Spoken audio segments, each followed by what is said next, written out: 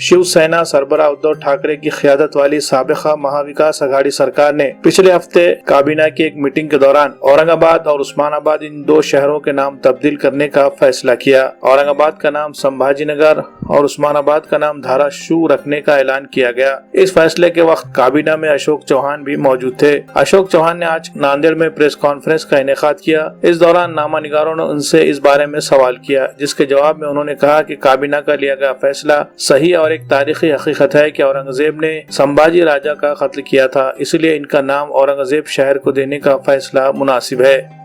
कांग्रेस की भूमिका आपको मैं व्यक्तिगत बताना चाहूँगा। ये तो कैबिनेट का फैसला है, नंबर एक।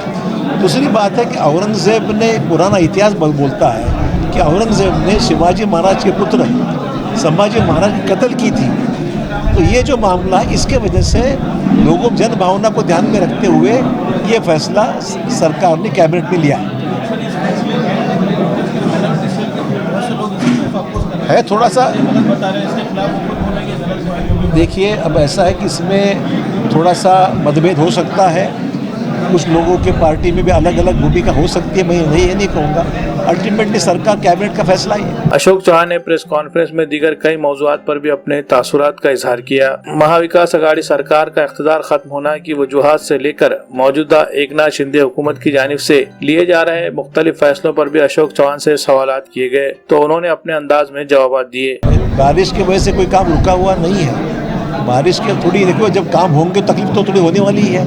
और आप देखो कि काम पूरा होने के बाद शहर में अच्छा काम हो रहा है, तो उसमें ये तो वहाँ लोगों देखिए, ऐसे कुछ मीडिया ने ये बात बताई, बात गलत है बिल्कुल। काम करते वक्त थोड़ी बहुत तो तकलीफ तो होने वाली है।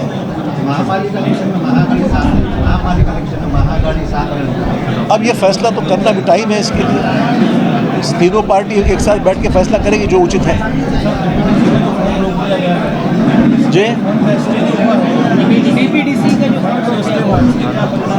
पूरे राज्य भर में स्टे दिया है, सिर्फ नांदेड़ की मामला नहीं, पूरे राज्य भर में उसको स्टे है।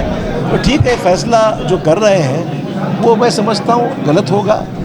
करना तो पड़ा, आज न कल तो करना ही पड़ेगा उसको। ठीक है, वो उचित करें, वो सरकार उनकी तो करेंगे। अच्छा, नांदेड़ शहर का भी 150 करोड़ रुपये का रिलीज स्थगित किया गया है, इसको लेकर क्या? नांदेड़ शहर के लोगों को मैं बताना चाहूँगा कि वो फिक्र ना करें। नांदेड़ के काम होंगे, नांदेड़ को पैसा भी निश्चित मिलेगा। हम अपोजिशन में रहे, जब अगर रहे भी, तब भी हम जाके उसको परस्यू करके नांदेड़ के काम में कोई रुकावट नहीं आने देंगे।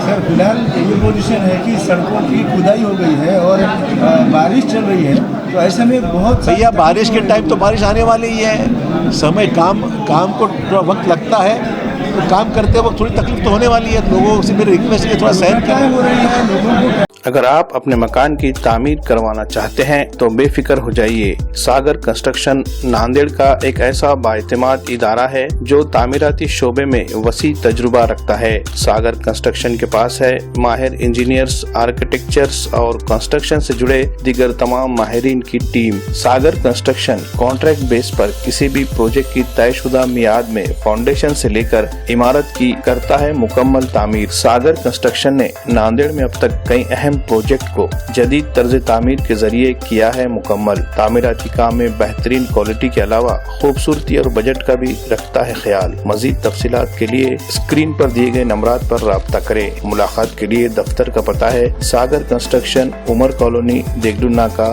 नांदेड़।